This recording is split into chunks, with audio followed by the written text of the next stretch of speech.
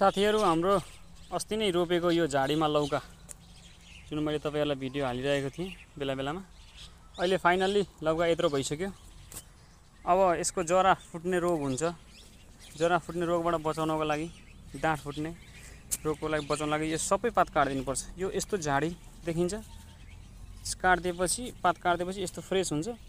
अनि घाम र हावा यसलाई पर्याप्त मात्रामा पाएपछि यो डाँठ फुट्ने जुन रोग हुन्छ जुन लाग्दैन, किराको ठुङ्गाइबाट त्यो रोग लाग्छ र डाँठ हावा र घामले गर्दाखेरि कडा भएपछि अनि त्यो किराले छिड्न पाउन सक्दैन। त्यही भएर यो डाँठ फुट्ने रोग पनि लाग्दैन। अब फाइनली यो लौका फलाएर देखाउने प्रयास गर्दैछु। हाम्रो फारम यस्तै झाडी फाँडेर अगाडि खोला छ।